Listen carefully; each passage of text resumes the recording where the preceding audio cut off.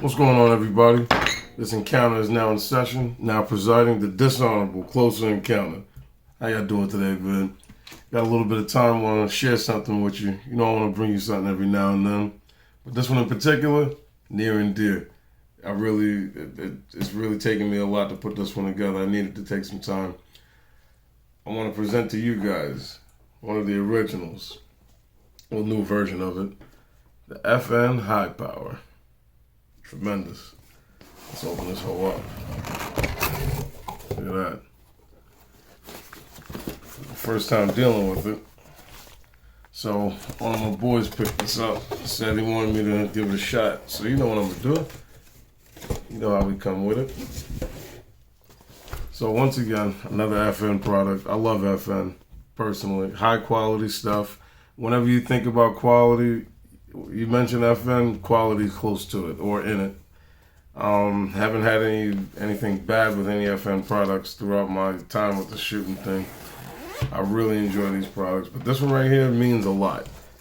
There's a lot of history that came in with this firearm in particular. This firearm right here changed the game. One of the first reliable, semi-automatic pistols was the 1911. But this one right here, when it showed up, I think it's originally was got into real production. I think in the 1930s, 1934 to be exact. But this is the newest version of it. There's many different kinds that have been built.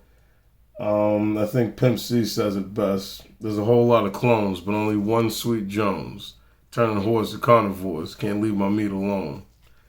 God rest his soul. But this gun in particular, this firearm right here, it changed the game.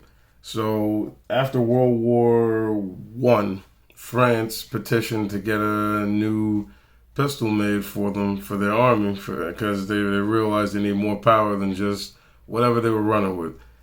Everybody was usually using like .380, 9mm, and this is well around the time the 1911 was real popular. And 1911 was also made by the same maker of this firearm, John Moses Browning.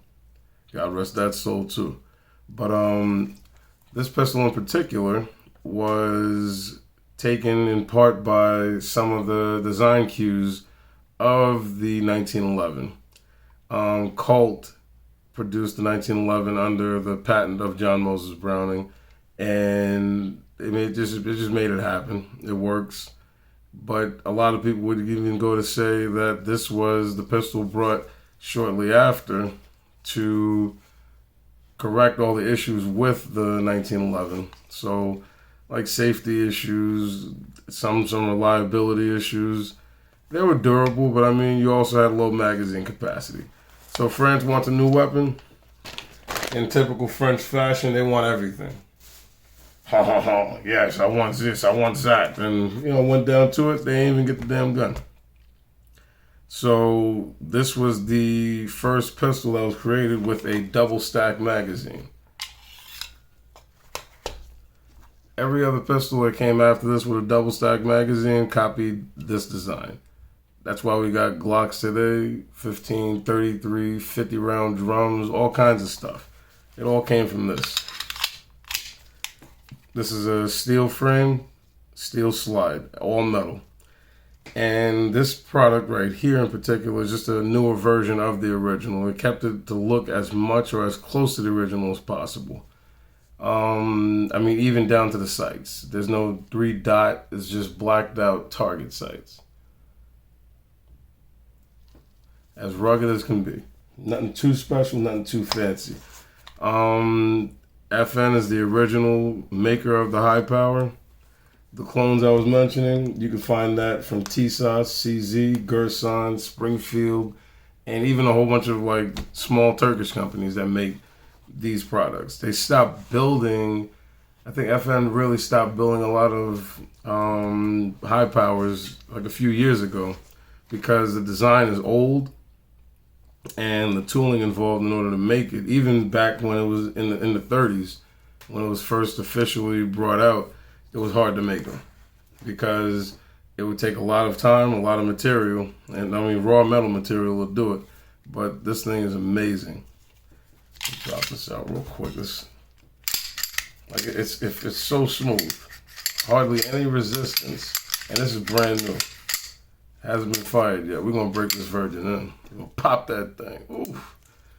And just like a 1911, it fires single action only. To decock. So it wouldn't fire this way. It would not actuate the hammer. You have to put it in single action, either rack the slide or cock the hammer back all the way. And you carry it cocked and locked like a 1911. But unlike a 1911, these are a lot easier to manage. And this is a newer version, so it's also easier to take down and maintain. Looks like it has some grips in it too. That's pretty cool.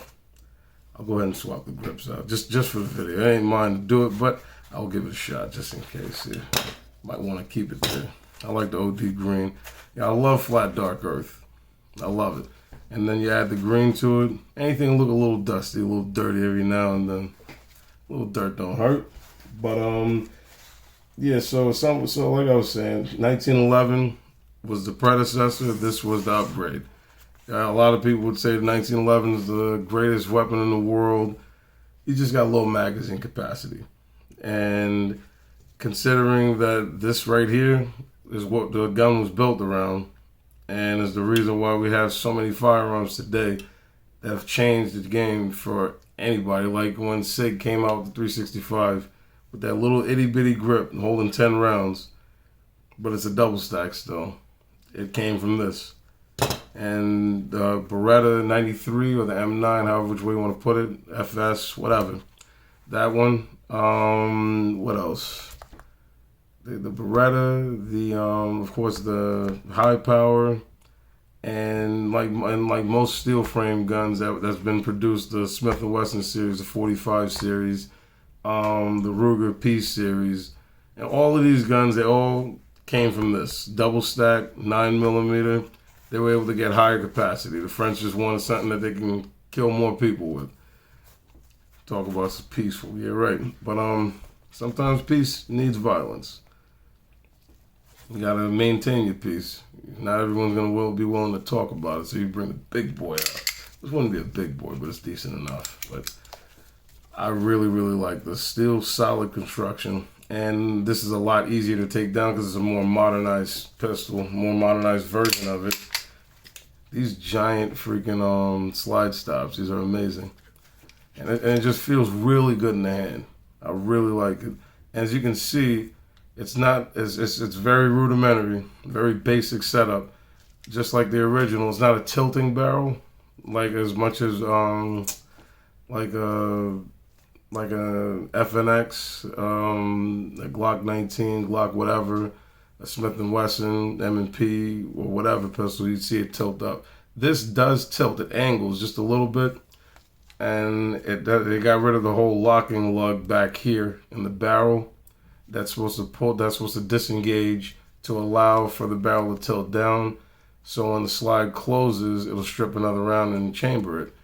But it's technically, it runs like a fixed barrel. It's supposed to be better for accuracy. And every little bit helps. But this has a takedown pin. Let's see how it rolls. Up or down. Up. So you just pull that down. And then we're gonna unlock it.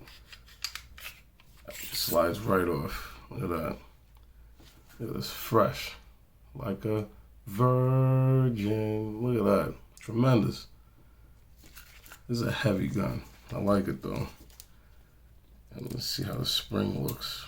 Oh yeah, old school style. So it's got this is a plastic guide rod. And this is your steel recoil spring. It's not captured, just like the original version. And the original version was actually much more difficult to take apart.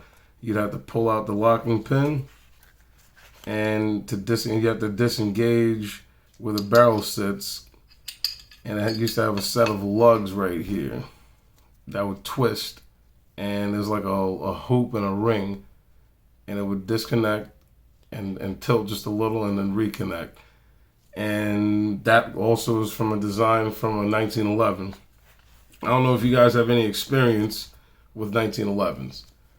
If you are a novice like me, you don't want to really mess with those things, especially taking them down. Very difficult. Different manual of arms. I mean, they all work roughly the same, but man, Jesus Christ, it's annoying. Some of them, they have a lug in the front you got to twist and feed out the spring and pull forward and then back. And then other ones, you got to take down the pin from the middle and the lug in the front. And mind you, these guys that used to carry the GIs, they used to have to carry these things and clean them in the woods, clean them in a trench, foxhole, whatever. And that's what was done to maintain some peace. So, you see a vet, let them know. You respect it. Whether you know what they went through, whether they were mopping the floor, or they were on the front line. You never know. Just give them the respect that they deserve. Some of them are broken, some of them are not. And a lot of y'all walking around didn't do anything and you're broken. So, the least you could do is show some respect to those who sacrificed for you. Give you an opportunity to live free. And even, look at this. And this was the lever that actuates the firing pin. Crazy. Different design. But it works. But yeah, this thing right here in particular, this means a lot. This is special. I used to handle like some of the clone versions of it, just never really had a chance to really deal with one outside of the store. And let's see, stick this in. Let's stick that in, right? Make sure I got that in right. I don't want to be talking about quality and doing great. Let's die on us. There we go.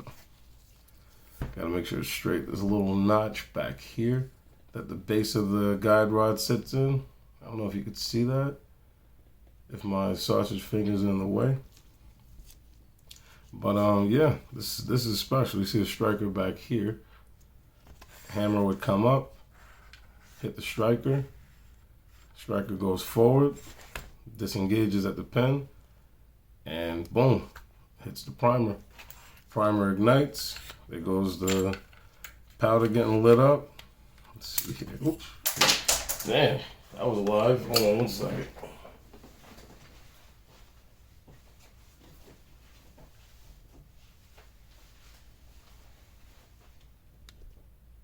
And we're back. Damn, son. But yeah, that happens. I remember the first time that happened, I was making a failed attempt at stripping a slide on a Gen 3 Glock 17. You take off the back plate, and I think it's a plunger spring. It'll just shoot out. Pause. Yeah, it shot out on me. Pause. Damn. Let's see if we can get this done right the first time or the second time.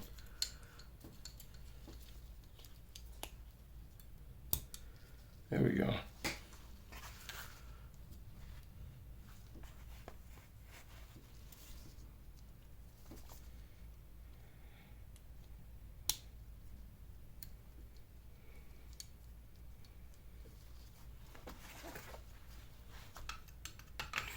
Slide this thing on. And then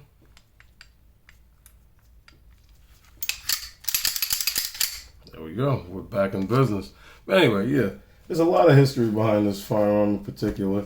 So it was John Moses Browning and his design, and during the trials to bring this thing into action and actually finish manufacturing it so it could be brought out, he ended up dying. Only reason why it still survived and we have it today was his partnership with the FN chief engineer that was working along with him. What's his name? Something Save. Dion or Diodon, whatever Sav was Save. He just came in after John died, picked this up, and just kept on working on it.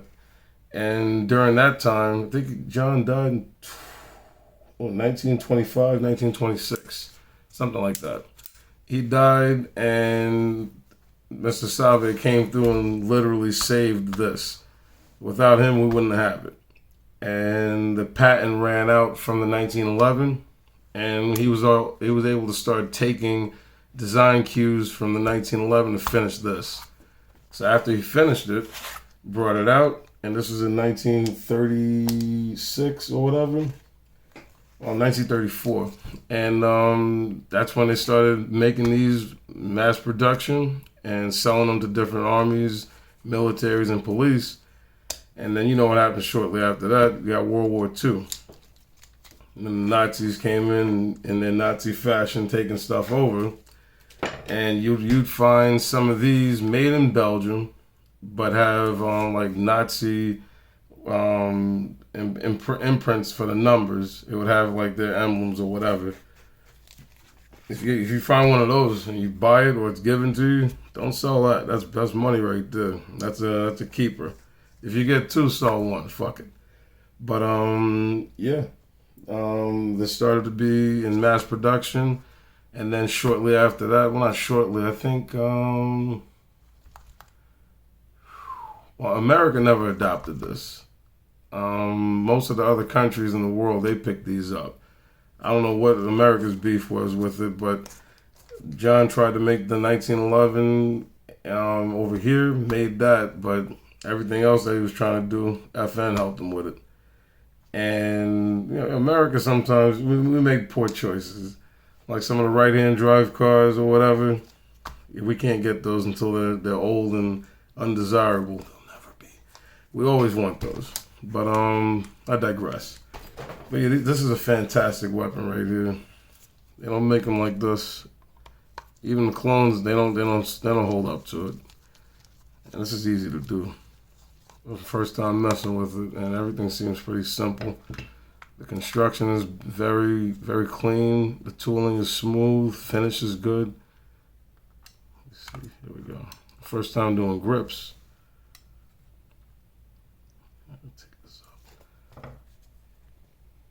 Oh, look at that. It's like a skeleton cross-section. You can look into it. Let's take out this side too. I want to see how that looks. I wonder if it'll fire with the grips off. I'm sure it would. Doesn't interfere anything with the firing system. But that would be pretty cool. Look at that. Now, that's what you call transparency. Being very open and honest. Look how that grip is built. It's tough, man. See if we can see how the mag release works.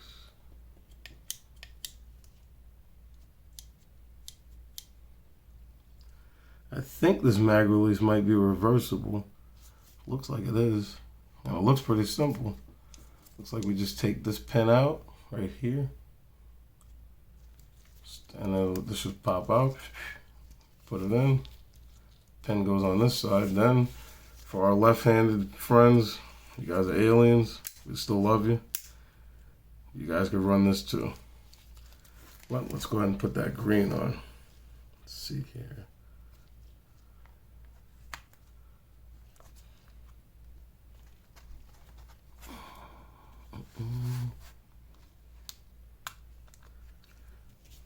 There we go. This is not hard to do, this type of stuff.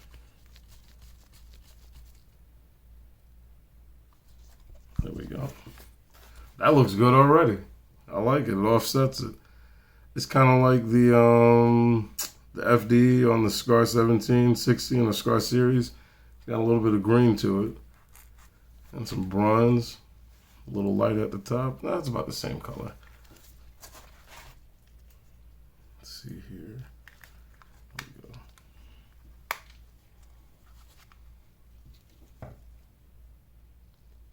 Don't lose that. This is not sitting flush. There it is. What I like to do, instead of just start to thread it, back off. There we go. Click. And then to the right. So this way you prevent you reduce the probability of you cross-threading it. Oh, look at that. I got them fairly even. Look at that. Nice. But yeah, she's a beauty. I like this. I like it a lot. Let me give her a little bit of oil. It's already greased. Just want to add a little extra. Now you love it. You don't want to just hit it too hard. You lick it a little. You gotta lick it before you stick it. Here we go.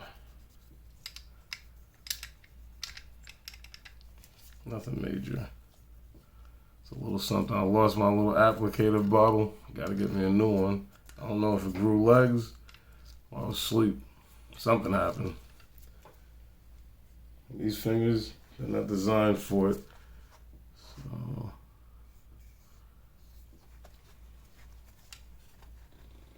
there we go.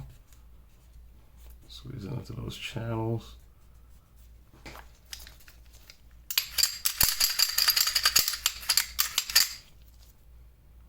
See? Got the oil cycle in. Alright, we're gonna go take some shots with it. We'll be back in a few. Hold on, let me oil the chamber.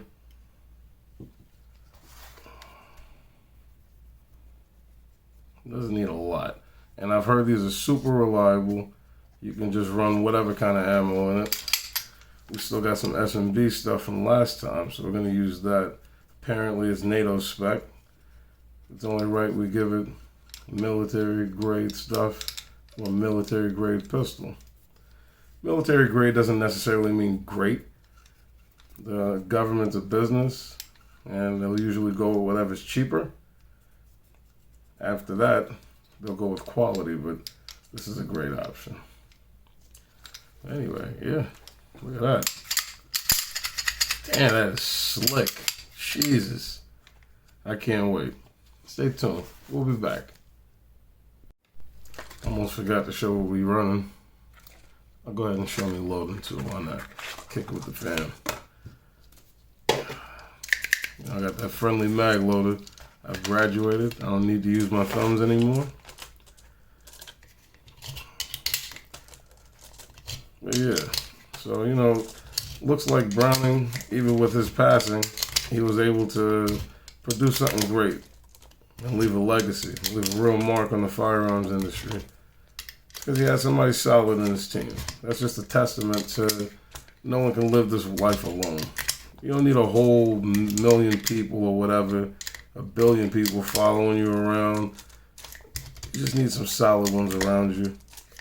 When you're growing up, you're thinking you gotta have all the friends, you gotta be the most popular person, but you don't realize for the most part, you might just have everyone you need in your life. You'll be all right. I got 17. These are 17s. A lot of us grow up solo. If you're a single child or just, socially awkward kid, the one that gets zero action. Now, that last round is hard to get in. Let's go ahead and press it.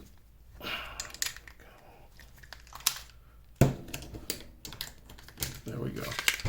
Number 17. We're gonna need some more. But yeah, without Diodon or Dio whatever, we've never had this. We're not meant to live in this world alone. In recent times, I'm not too tough into the whole social media thing, but I've been noticing how everybody hates each other. Men hate women, women hate men. I gotta cut that shit out. If it wasn't for the two of y'all, I wouldn't even be here. Shit, most of you motherfuckers are mistakes anyway. Some of y'all the best mistakes I ever met. So, lighten up. Everybody's mad at each other. Next thing you know, the real enemy is just hanging out. What the fuck is going on? The real enemy is hanging out, waiting for you to be weak and take you out. With stuff like this, we can give them a run for their money. Because you know what their goal is. You can't let them run you. Can't be looking at each other like the enemy. We got enough problems in the world. Let's help each other out. Be respectful. You ain't gotta have everything running your way. It's a compromise. Alright. You got a problem with something? Talk about it. Can't talk about it? You're gonna have to box it out. Can't box it out? You may not be ready to pop it out. May not be your thing. Anyway, yeah, we loaded up. I think we're ready to go. Damn, son, I can't wait. But yeah, I'll be right back. Alright, so we're back at the range. We'll put a few shots in. Got that Browning, or should I say that FN high power. Tremendous. Got the green grips on it. She looks great. I want to carry this. This is nice. This is beautiful. Let's see what she's about.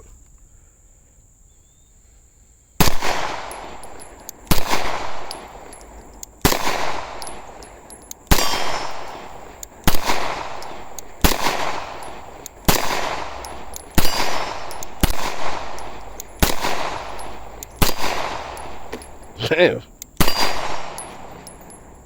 Tremendous. Look at that. I shot off a branch. I don't know if that was my intention, but I'll take it.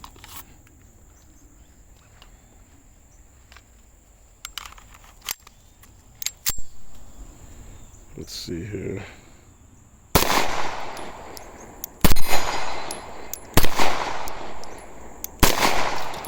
Got him.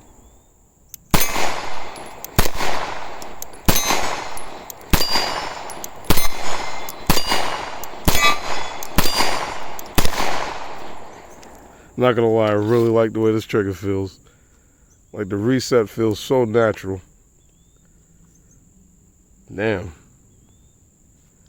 I feel powerful. All right, we are back. So, took some shots. Just a few. Nothing too crazy. A little razzle, no dazzle. But my thoughts, I mean, this thing is nice. I really, really like it. And one of the rounds that I fired, it locked open. I guess it's the magazine or something, but it's just breaking in, still new. But it was a joy to shoot. It was nice. My first time actually firing one, and as you can tell, I'm not the best shot.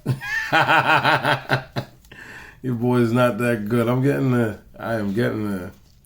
But yeah, she is nice. It ran perfectly for me. First time firing it, got a little gun time. I really like it. Is this something you could just run outside and get tomorrow? Maybe, depending on your financial status, the way it's set up. I think he came off about $13 for it after taxes, and then everyone's got a credit card fee, so that sometimes depends on what you're buying. Might add another $50, $60 to it, or $80.